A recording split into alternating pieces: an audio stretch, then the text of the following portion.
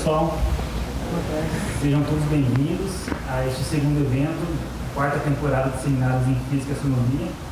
A primeira temporada foi no ano 2013, organizada pelo professor César Lenzi. E nessa temporada a gente tem um diferencial que as palestras estão sendo gravadas para disponibilização em canal no YouTube também, para repercutir, né, ou para mais pessoas da comunidade externa ter acesso. São palestras de divulgação científica, abordando temas de física e astronomia.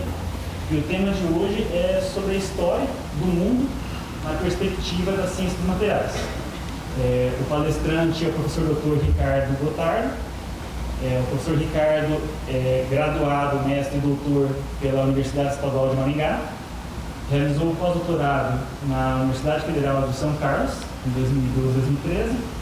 E foi, então, contratado na Universidade Tecnológica do Paraná, no campus de Cornélio Procópio.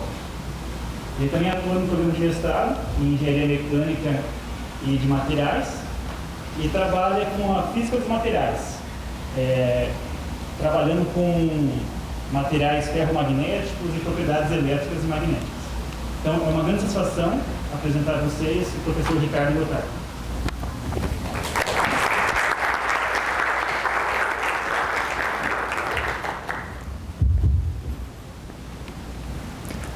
Muito obrigado, Gustavo, pela apresentação. Muito obrigado também pelo convite, né? Tudo bem, pessoal? Boa tarde. Bom, então, eu quero falar um pouquinho hoje para vocês sobre materiais. Então, quando eu estava no ensino médio, duas áreas que eu gostava muito era a física, né? E aí, dentro da física, eu me aproximei da área de materiais e aí estou até hoje. Então, quando o Gustavo me chamou para fazer um seminário aqui para graduação, eu pensei, vamos tentar falar um pouquinho de materiais, mas em algum contexto. Então, eu vou falar para vocês de materiais no contexto da história. Então, a gente vai começar lá do início da civilização, como que se introduziu os materiais, o que isso mudou a nossa vida, e vamos tentar chegar até os dias de hoje e além, certo? Então, a primeira coisa, a gente tem... Vamos ver se funciona, né? Aí. Então, a primeira coisa, a gente tem a nossa vida moldada pelos materiais, certo?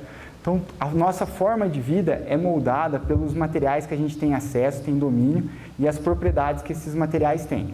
Então, desde a nossa comunicação por celulares, desde os nossos meios de transporte, onde a gente mora, a medicina, tudo a gente tem materiais, né, que fazem com que isso seja possível, ok? Então, transporte, energia, medicina, todas essas áreas a gente tem, só é possível porque tem materiais que têm propriedades que permitem a gente ter alguns efeitos e a gente desenvolver tecnologia a partir daí, certo? Então, o que a gente pode definir como um material? Então, um material é tudo aquilo que a gente acha, desenvolve, fabrica e usa para alguma coisa, certo? Então, desde que a primeira civilização, os primeiros homens pegaram uma pedra, um pau e começaram a usar aquilo ali para alguma coisa, começou o estudo de materiais, certo? E a partir dali eles iam pegar materiais melhores, mais resistentes e cada vez desenvolvendo suas funcionalidades, certo? E aí a gente pode dividir o estudo de materiais em duas partes. A ciência dos materiais, que a gente vai estudar a relação entre a propriedade do material, certo? A estrutura do material, as características do material, a propriedade que ele apresenta, e a engenharia dos materiais, que é a gente pegar um material e desenvolver esse material para alguma aplicabilidade, beleza? E como tudo começou? Uma hora eu me acerto com isso aqui. Bom, então, a gente pode dividir a pré-história, certo? Pelos materiais que a gente dominava naquela época. Então, todo mundo que estudou história, lá no ensino médio, via que a gente podia classificar a pré-história em idade da pedra, idade do bronze e idade do ferro, porque eram esses materiais que eram dominados nessas épocas. Isso, se a gente fizer uma analogia por toda a história, a gente pode achar novas eras. Então, a gente começa aqui, de 2,5 milhões de anos atrás até 3.000 antes de Cristo, idade da pedra. 3000 a.C. a 1200, idade do bronze, idade do ferro, e aí a gente já começa a classificar, né, as idades para frente da pré-história. Então a gente tem a Idade Média, a gente pode caracterizar como idade da porcelana. Aí a gente começa a época industrial como a idade do aço, e aí hoje a idade da formação, que a gente pode chamar de idade do silício, certo? Então eu vou passar para vocês cada uma dessas eras e qual material a gente tinha e qual domínio dos materiais a gente tinha em cada época. Então, a primeira idade, a idade da pedra, foi quando os homens começaram a pegar objetos achados. Então, achavam uma pedra, um pedaço de pau e começavam a utilizar.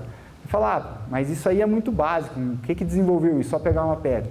Não, que a pedra tinha a característica de ela ser dura e ser quebradiça. O que significa? Você não conseguia dobrar. A hora que você dobrava ela, quebrava. E aí ficava com uma parte afiada, certo? Então começou a utilizar para utensílios de corte, ferramentas e por aí vai. E toda essa tecnologia de trabalhar a pedra foi útil para a próxima era, porque quando eles começavam a procurar pedras em rios ou até trabalhar a pedra, começavam a achar metal incrustado nessas pedras. E ao mesmo tempo, na idade da pedra, já se tinha conhecimento que ao aquecer a argila, certo, você conseguia fazer uma substância um pouco mais densa, você conseguia fazer fornos, fazer objetos. E aí, esse aquecimento das pedras começava a surgir o início da metalurgia, que é o trabalho em metais. E aí a gente vai para a próxima era, que é a idade do bronze, certo? Então, a idade do bronze foi quando a gente conseguiu trabalhar a metalurgia. E por que o bronze? O bronze é uma liga de estanho com cobre, e aí faz com que o ponto de fusão do cobre abaixe bastante, certo? O pessoal que mexe com engenharia eletrônica, engenharia elétrica, sabe que o fio de solda, né, é uma liga de chumbo com estanho, para você conseguir baixar a temperatura de fusão. E aí, com a temperatura de fusão mais baixa, você tinha tecnologia para levar a fusão desse material, dessa liga, e poder trabalhar. E aí você já tem o quê? Você já tem objetos melhores. Você já vai ter ferramentas, armas melhores do que na época da pedra. E, além de tudo, foi aí que começou a metalurgia, trabalhar com os metais. Aqui tem alguns objetos da idade do bronze, né? Basicamente, você tem utensílios de cozinha, né, e ferramentas, e também a parte de armas, né? Que grande parte da tecnologia que a gente tem e foi desenvolvida pela história foi para a guerra. A próxima idade é a idade do ferro. Aí você já tinha uma quantidade mais abundante de material. Então o ferro era encontrado e à medida que você conseguiu ter fornos que conseguiam fazer a temperatura mais elevada, você conseguiu trabalhar com ferro, certo?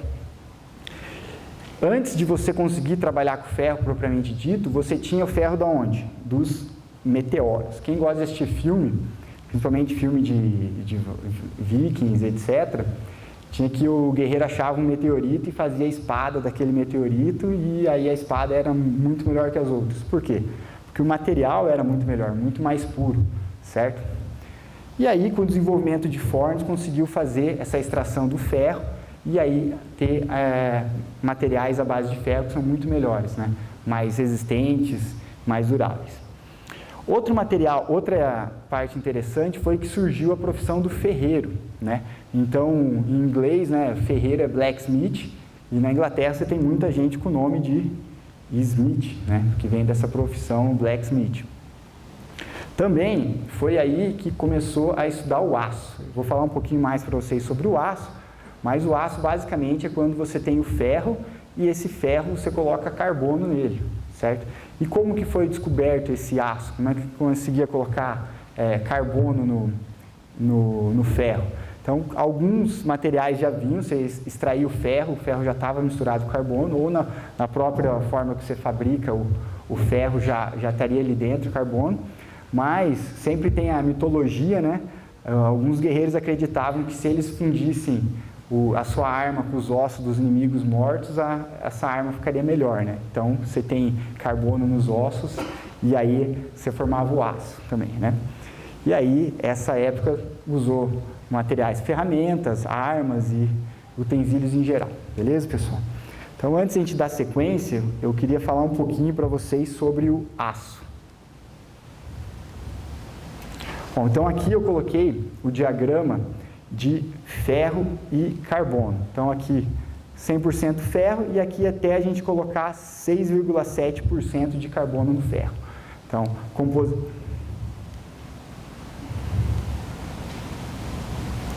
composição de carbono por temperatura. E aí a gente pode analisar um pouquinho o que acontece com o ferro. Se a gente pegar o ferro puro, ele é a mesma fase, né, porque eu vou falar um pouquinho mais para frente, mas uma característica do ferro é que ele é um material cristalino, é um cristal. O que significa isso? Os átomos de ferro, eles se ordenam de uma forma, e essa forma que eles se ordenam se repete por todo o material. Então a gente fala que quando o material apresenta isso, é um material cristalino. Okay? 912 graus, o ferro tem a gente chama de estrutura, uma estrutura cristalina, né? Que nesse caso seria uma de corpo centrado, seria um cubo com um corpo no meio. Aí, se aumenta a temperatura, ele muda de fase. Então essa estrutura básica do ferro muda para um cubo com face centrada, ou seja, um cubo onde as faces são ocupadas por ferro, certo?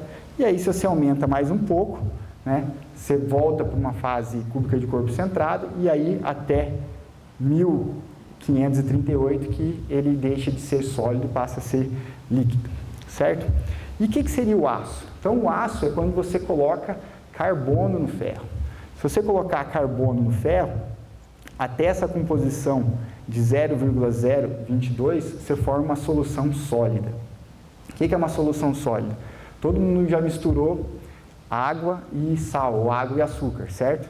Então, se você não consegue diferenciar a água do sal ou do açúcar, você tem uma solução líquida, certo? Beleza? Então, quer dizer o quê? Quer dizer que aquele sal, aquele açúcar entrou totalmente na água, se misturou totalmente. Então, quando a gente tem uma solução sólida, é isso, é que um material entra completamente no outro. Então, até uma concentração de 0,022 de carbono, o carbono entra totalmente no ferro. A partir daí, você vai ter o ferro com carbono, que seria essa nossa fase alfa, mais o que sobra. Seria a mesma coisa que na nossa solução líquida, você misturar água e sal e sobrar sal lá embaixo. E aí o que sobra é a cementita, que é um composto de ferro e carbono, certo? Então, o aço é considerado aço até 2% de carbono. Então, você vai ter o ferro e mais essa cementita. E aí vai te dar características especiais para esse ferro, certo? E aí você pode trabalhar a quantidade de carbono, temperatura que você trata ele, temperatura de resfriamento e desenvolver vários tipos de aço. Então, nessa idade do ferro, começou a se desenvolver vários tipos de aço. Além do carbono, você pode colocar outras coisas, manganês, níquel, cromo e por aí vai, certo? Então, um exemplo de tratamento que a gente pode fazer é pegar o ferro com uma concentração de 1% mais ou menos de carbono, né, e resfriar ele. Então, a gente está nesse ponto G aqui, a gente vai ter só o ferro na fase gama, certo? Então, você vai ter o ferro na fase gama, uma fase só, você começa a diminuir a temperatura, você vai para uma região onde você vai ter o ferro na fase gama e mais essa cementita. Você abaixa mais a temperatura, o que vai acontecer? Essa fase gama vai virar a fase alfa mais essa fase aqui, e essa fase cementita aqui vai se aumentar. E aí você teria uma microestrutura mais ou menos dessa forma. Se a gente olhar no microscópio, seria algo assim, ok? E aí, desenvolvendo carbono, concentrações diferentes de carbono e outros materiais, foi desenvolvido toda a ciência do aço. Então, hoje em dia, a gente tem N tipos de aço. Você quer aço para alguma coisa, você coloca um tipo de dopante, uma quantidade de carbono, um tratamento térmico diferente e por aí vai. Então, por que se estudou muito ferro? No caso, para fazer armas, né? Todo mundo aqui, bom, todo mundo não, né? Eu gosto muito de espadas, não sei vocês. Então, eu estudei, vi muitos vídeos, li bastante sobre como se fazem espadas. Então, duas espadas interessantes que existem. Primeiro, a de aço damasco. Alguém já viu, sabe qual que é essa espada de aço damasco ou não? Ninguém? Ó, ele viu já. Então, o que é essa espada de aço damasco? É um aço que você vai redobrando ele, então você vai fazendo por camadas. E a cada camada você vai modificando essa estrutura e fica um material muito mais resistente. E outra espada também, muito interessante, é a katana. Vocês sabem por que a katana é encurvada? Alguém sabe ou não? Não? Então o que acontece com a katana? Você precisa de um aço que seja duro, né, para você poder golpear e não perder o fio. E se ele for muito duro, a hora que você bate, ele não for nada maleável, ele vai quebrar. Então você precisa de um aço duro e um aço que ao mesmo tempo seja maleável. Então a katana é uma mistura de dois aços. Você vai lá, começa a trabalhar, redobrar um tipo de aço e o outro você dobra menos, aí você como se abrisse a katana e colocasse um outro aço ali dentro, certo? E aí você forma. Só que como são materiais diferentes, né, a hora que você esquenta e resfria eles muito rápido, eles vão ter coeficiente de dilatação diferente, por isso que forma aquele arco, por isso que ela é curva, certo? Ela não é forjada daquele jeito, ok? Então, só um exemplo do aço. Bom, depois da idade do aço, a gente entra no período da Idade Média e o período que a gente pode chamar de Idade da Porcelana. Por que a Idade da Porcelana? Porque a porcelana era um material que envolvia mais tecnologia para fazer, certo? Então, a gente começa na pedra, a gente tem o ferro, que são os metais, e agora a porcelana, que é uma cerâmica. Então, o material cerâmico é quando você tem uma mistura de material metálico com não metálico. Então, o que era a porcelana? Porcelana você misturava argila, quartzo, caulim e feldspato. São 2 minerais, certo? Então, você mistura isso numa proporção, consegue moldar eles, né, e faz o processo de queima. Leva no forno, queima, e aí você forma a porcelana. Então, a porcelana, aqui um exemplo, né, é característico da China. E, nesse período, outros 2 tipos de materiais foram muito utilizados. O primeiro são os polímeros, né, já conseguia pegar borracha, né, outras resinas de animais, e começou a tecnologia dos compósitos. O que seria a tecnologia dos compósitos? Às vezes você quer você precisa de uma aplicabilidade de um material que nenhum material sozinho consegue fazer. Então você mistura 2 materiais diferentes, né? Ou você começa a juntar materiais de forma diferente. E onde era usado essa tecnologia dos compósitos? No arco mongol, né? Quem estudou um pouco de história da Ásia, né? Os mongóis foram os exércitos mais temidos que já existiram. Eles não conquistaram toda a Europa por um detalhe. E o que fazia eles serem tão eficazes na batalha era o arco mongol, o arco mais poderoso já existiu. E esse arco era um material compósito. Por quê? Porque eles pegavam diferentes materiais e iam juntando camada por camada, né? E aí formavam uma estrutura curva aqui e depois eles formavam o arco, né? Então essa é a tecnologia do arco mongol. Então, pessoal, até essa idade da porcelana, a gente já viu os materiais, a pedra, né? Depois os metais, a gente viu a cerâmica, polímero e os materiais compósitos. Então, a gente já pode ver como que a gente classifica os materiais. Então, por exemplo, quem for fazer um curso de engenharia de materiais, faz o curso básico e pode se especializar em 3 áreas, né? Polímeros, cerâmicas e metais. Então, a classificação básica dos materiais é nesses 3 materiais, metálicos, polímeros e cerâmicas. E por que essas classificações? Porque eles apresentam características distintas. E essas características são devido a quê? Devido à estrutura atômica, se ele é cristalino ou não, a composição química, né, e o tipo de ligação. Então, vamos começar com os metais. Como que são os metais? Primeiro, o metal a gente tem ordenamento atômico, eles são cristalinos, aquilo que eu falei para vocês. Os átomos de metais vão se juntando num determinado formato, e esse formato, né, que a gente chama de célula unitária, vai se repetindo por todo o material. Além disso, eles apresentam uma alta densidade, certo? Então, o peso dele por unidade de comprimento, unidade de volume, é bem elevado.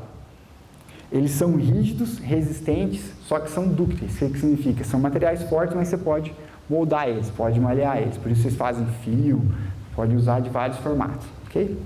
E são bons condutores de eletricidade e também bons condutores de calor. Por que isso? devido à ligação, as ligações que fazem que eles se juntem um com o outro, que é a ligação metálica. Então, na ligação metálica, a gente sempre vai ter elétrons livres. E aí faz com que, quando você tem elétrons livres, que a condutividade seja alta e a condutividade térmica também. Outro material que a gente pode classificar são as cerâmicas. Então, as cerâmicas são quando a gente tem elementos metálicos e não metálicos. Então, aqui a gente tem alguns exemplos de materiais cerâmicos. Eles também são rígidos e resistentes, só que são frágeis. O que significa? Você não pode dobrar uma cerâmica. Então, se eu der dois materiais para vocês que são visivelmente a mesma coisa, como é que eu diferencio se é um metal ou uma cerâmica? Então, se ele dobrar e não quebrar o metal, se ele dobrar e quebrar uma cerâmica. Então, ela é quebradiça. E por que ela é assim? Porque a ligação metálica, vocês lembram da química básica, é como se tivesse um mar de elétrons. Então, se você puxa, você não necessariamente quebra essa ligação, ele aceita uma habilidade. Já as cerâmicas são ligações covalentes e ligações iônicas. Então, uma vez que quebra ele, essas ligações vão embora e você desfaz o material. Então, como eles têm essas ligações iônicas e covalentes, você não vai ter elétrons livres. Então, eles não vão ser bons condutores de eletricidade e nem de calor. Só que eles aguentam mais a temperatura. Então, quando um metal ele se deforma muito com a temperatura, os materiais cerâmicos não. Por isso que a gente usa a maioria dos materiais para fornos são materiais cerâmicos e vítreos. Okay? E aí eles podem ser transparentes, translúcidos e opacos. Então, quando os metais eles não permitem a transmissão da luz, as cerâmicas podem ser de todas as formas em relação à luz. E depois a gente tem os polímeros, que são os plásticos e borrachas, que a gente usa muito. Então, a grande maioria são compostos orgânicos de carbono e hidrogênio, e aí você vai colocando alguns outros materiais no meio. Então, o que eles têm de diferente? Esses polímeros têm uma unidade básica, que são formados por ligações covalentes, que são ligações que não são separadas facilmente, são ligações fortes, e formando cadeias. Só que uma cadeia é ligada com a outra por ligações fracas. Então, eles são materiais que não vão ter uma densidade tão grande, porque é formado por cadeias, e também são materiais que são muito maleáveis e não tão resistentes e não tão duros. Okay? Interessante que eles são quimicamente inertes. Não sei se vocês já assistiram uma série chamada Breaking Bad. Todo mundo já viu? Então tem um episódio lá que o Heisenberg ele precisa dar um jeito no corpo, E aí ele pede para o cara pegar um ácido e pegar um balde lá e jogar o cara no balde e jogar o ácido. E ele diz especificamente qual balde que ele quer, E o cara não obedece. O que acontece? Coloca ele na banheira, que é material cerâmico. A hora que coloca o ácido corrói, destrói tudo e cai lá embaixo. Então, se colocasse no material polímero, ele é quimicamente inerte, então não teria dado esse problema, certo? E também tem baixa condutividade e não são magnéticos, ok? Outros materiais que a gente pode, que aí não é bem a separação, mas são outras classes de materiais, são os materiais compósitos, como eu falei para vocês, quando combina dois materiais diferentes. Então, os exemplos mais comuns, madeira e osso, que são compósitos naturais, que você pega tanto a madeira quanto o osso, são dois tipos de materiais diferentes que formam eles, e fibra de vidro, que você vai pegar o vidro e misturar com material polímero, que aí a ideia é você ter um material resistente e leve, e também pode fazer isso com a fibra de carbono, ok?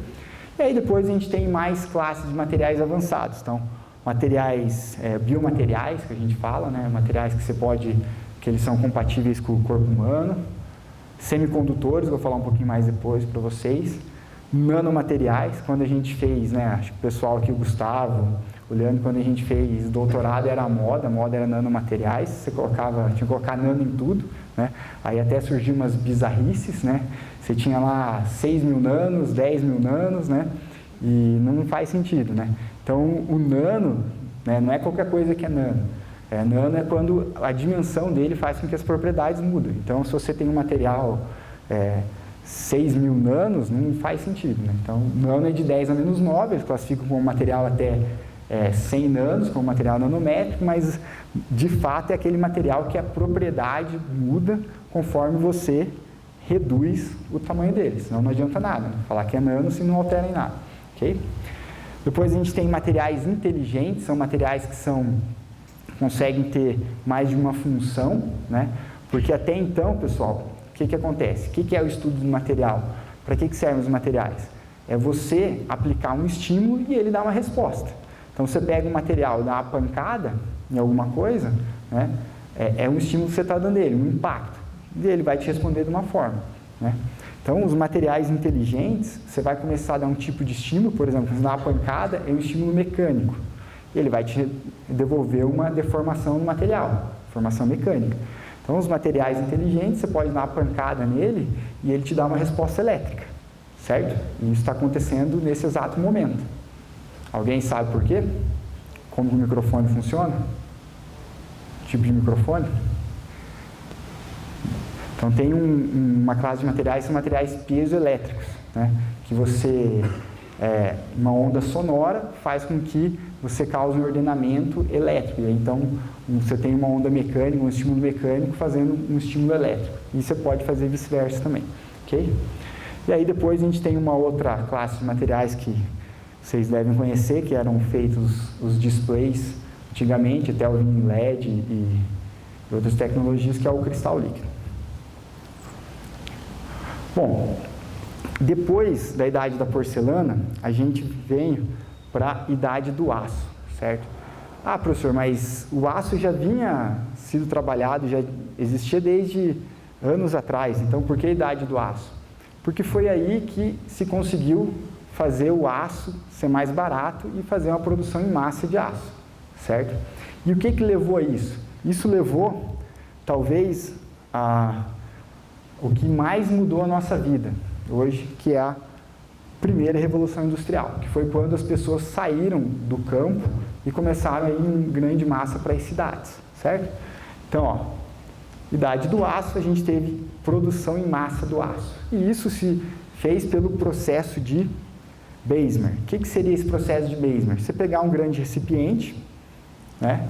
Aquecer ele, esse recipiente você podia colocar ar dentro, e aí você conseguia elevar a temperatura e purificar o aço. E também colocar outros materiais ali para fazer vários tipos de aço.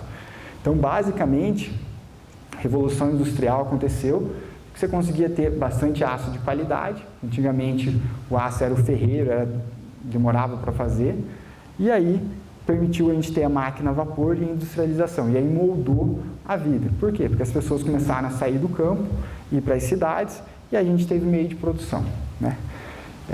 Eu lembro quando eu estudei no ensino médio, as aulas de história, o professor ia falar da Revolução Industrial, não sei se vocês lembram disso, mas pintava como se fosse o capeta, né? Pessoas trabalhando 14 horas, 16 horas, né? Passando fome e tal. Mas a visão da Revolução Industrial que a gente tem é outra.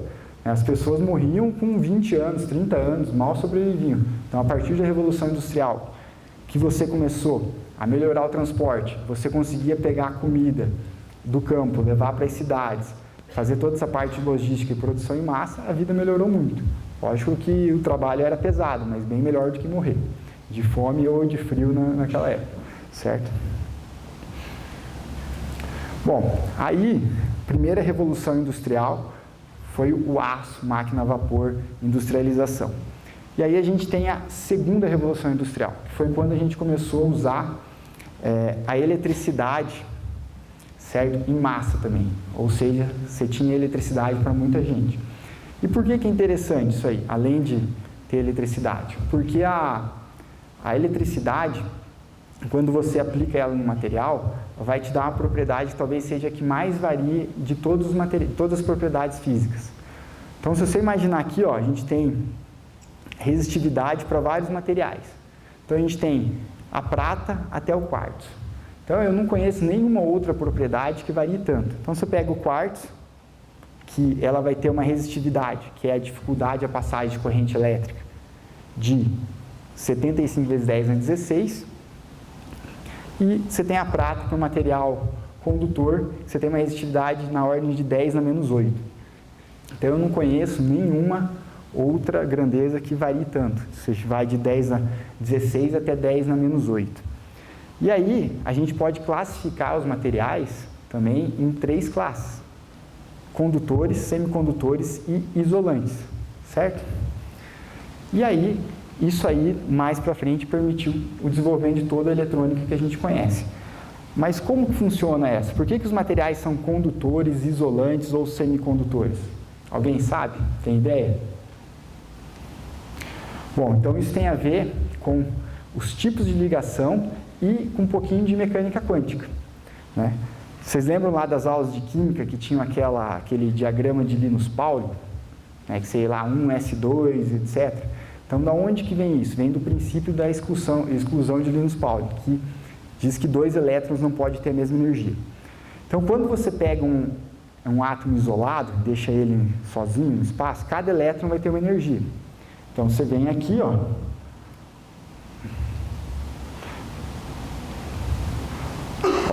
cada elétron tem uma determinada energia, certo? Então, o elétron na camada 1s tem uma energia, 2s tem uma energia. Se você pega vários átomos, deixa cada um no canto, ou seja, eles não sabem da existência um do outro, cada um pode ter essa energia 1s ou 2s. Só que, a partir do momento que você vai aproximando eles para fazer um sólido, eles começam a interagir um com o outro. E aí, a gente fala que eles começam a ser partículas indistinguíveis, né? Então, se está bem longe, você consegue distinguir um elétron de um átomo de outro. Você começa a aproximar eles ficam partículas indistinguíveis.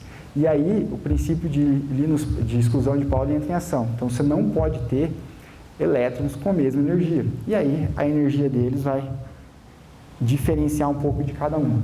E aí, você vai ter o que a gente chama de estrutura de bandas, certo? Então, você vai ter a banda 1s, a banda 2s e por aí vai, certo? Então, a gente tem essas estruturas de bandas. E nos materiais semicondutores, condutores e isolantes, essa estrutura de banda se diferencia. Então, por exemplo, nos materiais metálicos, né, a banda condutora, que a gente fala que é a última banda, ela vai ser semi-preenchida. Você vai ter elétrons lá. Devido à ligação metálica, você tem elétrons livres. Então, os materiais condutores vão ter elétrons livres. Se aplica um campo elétrico, tem condução. Quando você pega materiais semicondutores, você não vai ter essa banda de condução ocupada. Então, para você ter a condução, você vai gastar mais energia para conseguir fazer com que o elétron saia da última camada preenchida, da última banda preenchida, até a banda de condução, certo? E a diferença entre semicondutores e isolantes é esse gap que a gente fala, essa diferença de energia necessária para tirar ele da banda de valência e da banda de condução. Por que eu estou falando disso? Porque aí a gente pode falar do semicondutores e uma outra era, que a gente chama de era do silício, certo? O que seria essa era do silício? Seria a era da informação, a era talvez que a gente esteja agora e que esteja saindo. Então, é a era da eletrônica, quando a gente conseguiu fazer dispositivos eletrônicos. E isso foi graças aos materiais semicondutores que a gente conseguiu fazer circuitos e microprocessadores, certo? E qual que é o principal componente de circuitos e computadores? É o transistor, certo? Então, a nossa capacidade de processamento de dados é com o transistor. E aí, só para curiosidade, vocês já ouviram falar da lei de Moore? Nunca ouviram falar? Não tem ninguém da computação aqui? Já ouviu falar da lei de Moore? A lei de Moore diz que a cada 2 anos, né, João? Cada 2 anos a velocidade de processamento vai aumentar, dobrar. Cada 2 anos dobra. Só que a gente tem um problema, porque para acontecer isso, você precisa cada vez ter mais transistores e esses transistores ficarem menores. Só que vai chegar uma hora que a física por trás desses materiais semicondutores, né, não vai mais funcionar. Você vai entrar no campo da mecânica quântica e aí vai ter que desenvolver alguma outra coisa. Então, o silício, né, é um material, né, é um átomo que você consegue fazer os transistores e N outras aplicações ainda eletrônicas. Hoje os painéis solares são feitos com a base de semicondutores. Okay? O que é mais interessante dessa era? Porque quando você tinha a idade do aço, para você formar uma indústria, você precisava de um grande capital. Então, você precisava de fornos, máquina a vapor, trens, era grande capital, empregar bastante gente. Então, quem podia fazer parte montar uma indústria era quem tinha muito capital, certo? Então, se você não tinha muito capital, você ia ser comerciante ou trabalhar o resto da vida. Aí, a partir dessa era da informação, a gente teve o quê? A gente teve aquelas empresas que saíram de garagens. Então, todo mundo sabe de onde saiu. Ó, Apple, Google, a Microsoft também saiu daí, saíram de garagens, porque você não precisava de muito capital, certo? E hoje é basicamente o que a gente tem. A Apple, até hoje, não precisa de muito capital. Tá certo que eles terceirizam tudo, fábrica na China e escambau, né? Mas a gente está numa era que para você montar uma empresa, você basta ter um computador na sua casa, você monta um aplicativo e você já vira um empreendedor. Então, por isso que a gente fala a era da informação, que essa mobilidade ficou muito mais fácil. E como que funciona esses semicondutores? Então, basicamente, o semicondutor é feito de silício. Então, o silício, né, ele possui 4 elétrons na última camada, então ele consegue fazer 4 ligações. Então, ele pode se ligar com 4 outros silícios e aí formar um material semicondutor.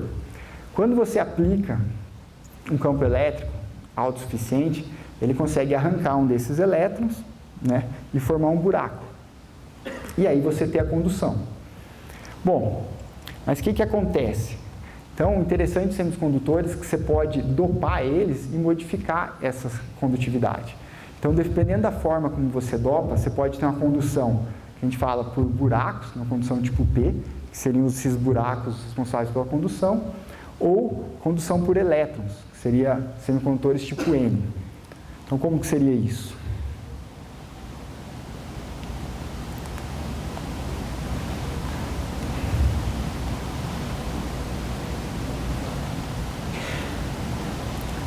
Como é que seria isso? Então, a condução tipo N seria quando você substitui um dos átomos de silício por um átomo que tem um elétron a mais que o silício na última camada, por exemplo, o fósforo. E aí, esse fósforo ficaria num estado, né, ficaria ligado com o átomo, mas não tão fortemente. Então, você teria, em vez de ter só aqui, você teria um novo estado aqui. Então, se aplicar um campo elétrico, você tem uma condução muito melhor, ele consegue se locomover muito mais fácil.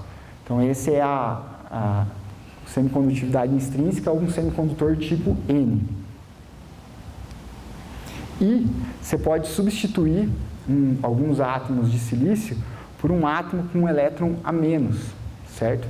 Por exemplo, um boro. E aí você vai ter um elétron a menos, você vai ter uma posição ali que a gente chama de buraco. Então, quando você aplica o campo elétrico, um elétron salta para esse buraco e esse buraco vai se movendo pelo cristal. E aí você tem a condução pelos buracos, uma condução tipo P. Então, aí você tem o semicondutor tipo N e semicondutor tipo P. E a eletrônica foi construída fazendo dispositivos com semicondutores tipo N e tipo P. Então, basicamente, a gente consegue fazer dispositivos eletrônicos que tem vários outros, né? Mas basicamente para amplificar um sinal elétrico e para dispositivos interruptores. Você pode aumentar ou diminuir a condutividade e aí formar os estados, né? Tipo, conduzindo o estado 1, os estados binários, 1 e não conduzindo o estado 0. Então, aqui tem 2 tipos de materiais semicondutores, né? Dispositivos semicondutores. Você faz um sanduíche entre eles, tipo P, tipo N, tipo P, ou o contrário, ou um dispositivo dessa forma. Você vai ter um condutor tipo N, um condutor tipo P, e aí conforme você aplica um campo elétrico aqui, você pode fazer que a condutividade aqui entre a fonte e o drain aqui varie muito, né? E aí você pode ter um estado de conduzindo e não conduzindo, e aí estado 1 e 0, né? E aí fazer toda a computação toda eletrônica, beleza?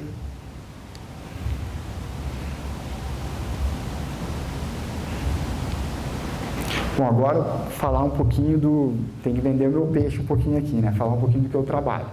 Então, lembra que eu falei para vocês que a gente teria materiais inteligentes, né?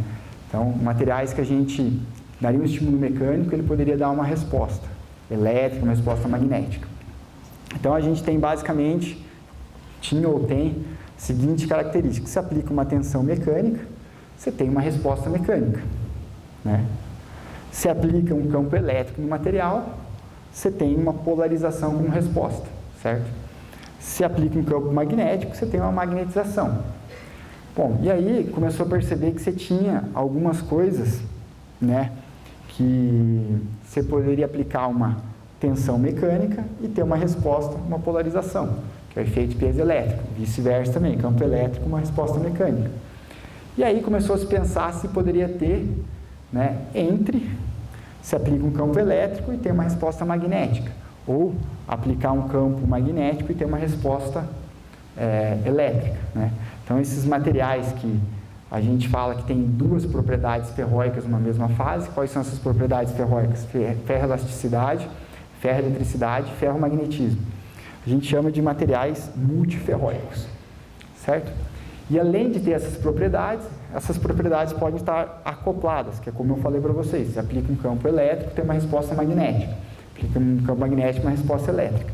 E aí, esses materiais a gente chama de materiais multiferróicos magnetoelétricos, e esse efeito é o efeito magnetoelétrico. Então, por que seria interessante um material assim? Bom, quem é da computação, né, sabe que como é que a gente faz para ter os dados, né, gravar os dados? A gente grava eles magneticamente no HD e lê magneticamente. Só que a gente sabe que ler o dado magneticamente é muito fácil. É muito fácil, tem os magnetoresistência colossal e por aí vai. Só que gravar eles magneticamente não é tão fácil. Agora, você gravar eletricamente é extremamente fácil, certo? Então, você poderia ter um dispositivo que você gravaria eletricamente e leria magneticamente. Ou você pode ter no mesmo componente o estado magnetizado, não magnetizado e polarizado e não polarizado, dando mais um grau de liberdade. Então, os dispositivos são infinitos, tendo mais um grau de liberdade. Só que tem um problema, não é tão fácil assim, né? Se fosse fácil, já teria materiais disponíveis para isso. O fato é que é a parte interessante desses materiais multiferróicos é o quê? É que você ter um material magnético, o teu material tem que ter algumas características, que basicamente é você ter a última camada semi-preenchida, certo? Então você tem que ter elétrons na última camada, por isso os materiais magnéticos são os metais. Para você ter a ferroeletricidade, ela tem que estar vazia, você tem que ter algum tipo de ligação para tirar do centro algum material e ter essa polarização. E as duas coisas são excludentes, então você tem o problema de camada D0 e V0 e D0, né, até a última camada vazia e a última camada preenchida. Então, você tem que ter alguma outra forma de você ter em conjunto a ferroeletricidade e o magnetismo, certo? No meu doutorado eu estudei isso, tem várias formas. Um exemplo é o material que é a ferrita de bismuto, que a gente chama de BFO3, que é o material multiferróico mais estudado. O pessoal que fez, né, doutorado na UEM lembra, né? Todo mundo estudava isso lá, né? O BIF, né? Então, como é que é o BIF?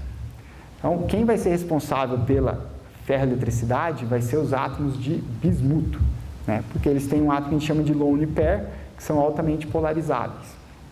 E quem é responsável pelo magnetismo são os átomos de ferro, ok? Então, a gente tem um material, lembra que eu falei para vocês que no material cristalino os átomos eles se ordenam de uma forma e essa forma se repete por todo o material, né? Então, essa forma que se repete a gente chama de célula unitária, que no bismuto seria essa aqui, ok? Então, o bismuto, você vai ter a ferrita de bismuto, você vai ter o ferro aqui no meio, você vai ter os bismutos aqui no canto, certo? Aqui dá para ver melhor, e os oxigênios aqui. Então, o que vai acontecer? Você vai ter que, se esse material não fosse ferro elétrico, ele seria um cubo perfeito. Mas, como você tem os átomos de bismuto polarizando eles, ele fica com uma estrutura romboedral, certo? Então, ele tem uma certa polarização. Okay? Então, isso é o que faz a ferroeletricidade dele. E aí, o que acontece? Os átomos de ferro, eles vão ser ordenados. Então, o magnetismo é quando você tem os spins do material, todo mundo que viu química sabe o que é spin, né? Você tem esses pins dos átomos alinhados em uma determinada direção, ou pelo menos uma direção resultante. Só que nesse material não é aquele jeito simples que a gente sabe, de todos alinhados em uma direção. Você vai ter um spin alinhado em uma direção, outro spin alinhado em outra, e por aí vai. Então a gente tem basicamente isso, ó, um para cá, outro para cá. E aí a gente tem um efeito, que não vou entrar em detalhes aqui, que se chama interação de Lashtinsky-Mollier, é um efeito relativístico, quando se aplica um campo magnético, né? E devido a essa polarização, esses spins não são totalmente retos nem para cima, esses spins são inclinados. Então você vai ter um spin um pouco para cá e um spin um pouco para cá, certo? E aí você vai ter uma magnetização resultante nessa direção, ok? Bom, aí tem mais alguns outros detalhes que essa C0, porque ela é um magnetismo cicloidal, mas o que é o interessante?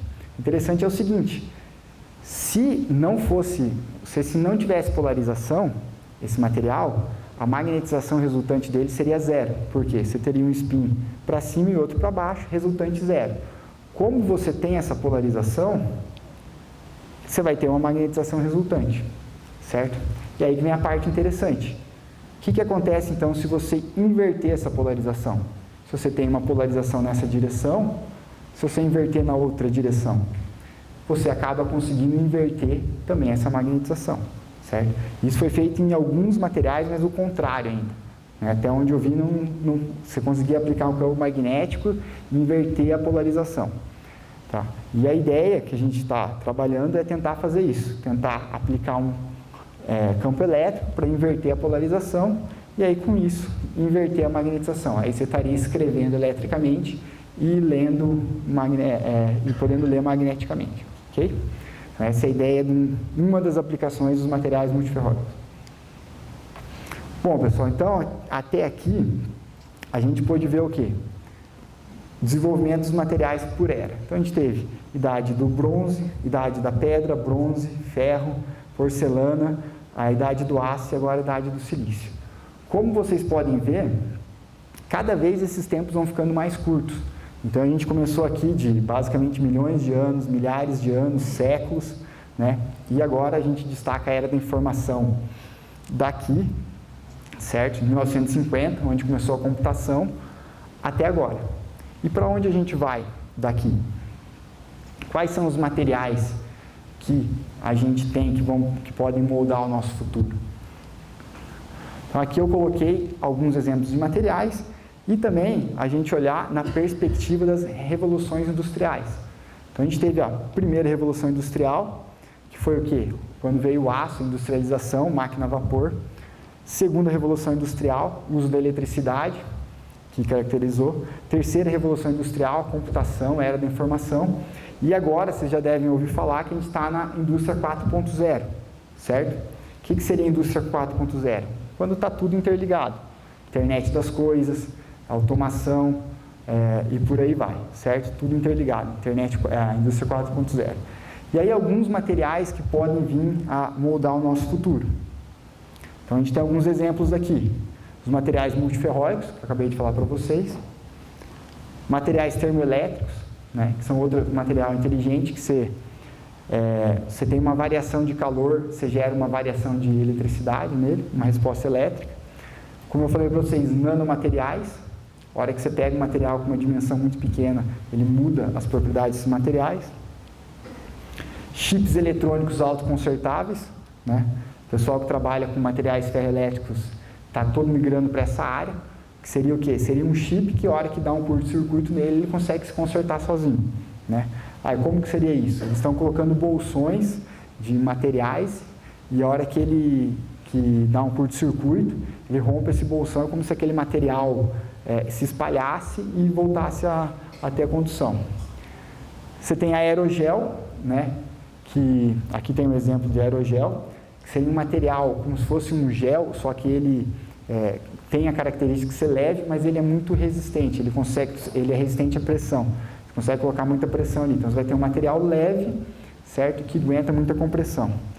E aí tem esponja metálica, metamateriais. O que seria um metamaterial? seria um material que tem uma propriedade que não existe na natureza, que você modifica o material para ter uma propriedade que não existe, como por exemplo, invisibilidade. Você tem uma coisa que, né, também a gente consegue enxergar aqui lá atrás, que a luz consegue passar, você tem algo que deixa invisível, né? Já tem estudos disso aí, não é só ficção científica não. Metais amorfos, como eu falei para vocês, os metais são cristalinos, mas o pessoal tem feito metais amorfos, ou seja, aquela estrutura ordenada, eles fazem o material de uma forma que não deixem ela se formar. Né? Tecidos eletrônicos, então a roupa que a gente vai usar vai ser capaz de ter funcionalidades. E aí, um material que eu quero falar para vocês, que o pessoal fala que seria o material do futuro, que é o grafeno, certo? Então, estamos considerando que o material para o futuro seria o grafeno. Então, vou falar um pouquinho mais do grafeno. Então, o que é o grafeno? O grafeno é o material mais fino do mundo, então ele vai consistir numa camada bidimensional, certo? De átomos de carbono, ok? E aí eles vão se organizar numa estrutura hexagonal, tipo aquela de colmeia de abelha, certo? E a altura vai ser equivalente a um átomo, então você tem uma folha de um átomo. Então, por que ele é tão interessante, o carbono? Porque ele tem algumas características únicas.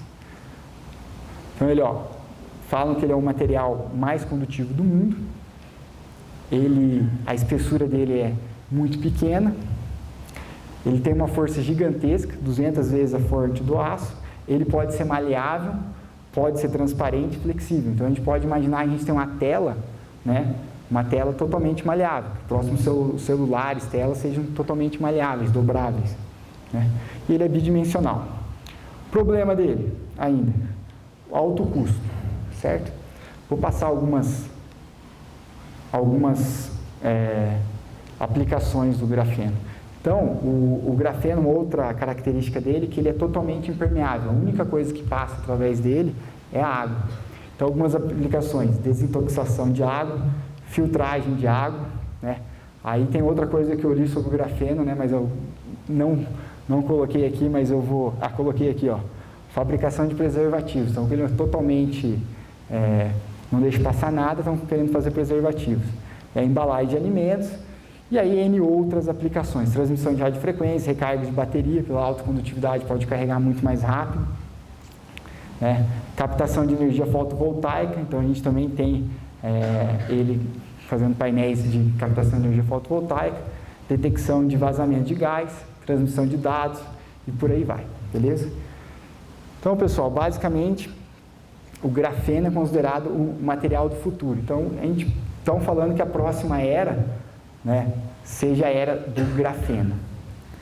Se vai ser a era do grafeno, eu não sei, mas para mim a próxima era vai ser a era do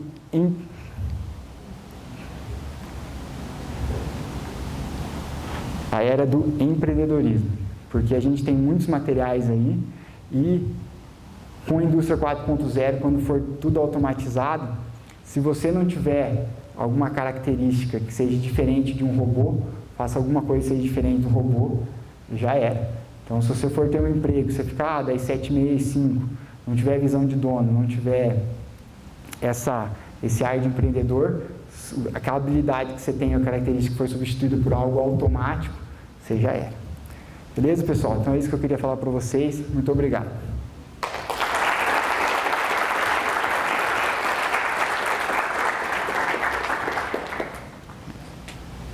Obrigado, Ricardo, pela excelente palestra, muito esclarecedora.